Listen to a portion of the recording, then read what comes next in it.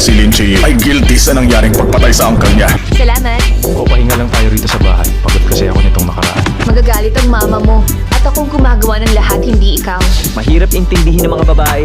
Kapag mali ang nasabi namin mga lalaki, nagagalit kayo kagad. Di kaya totoo yan. Sumod na!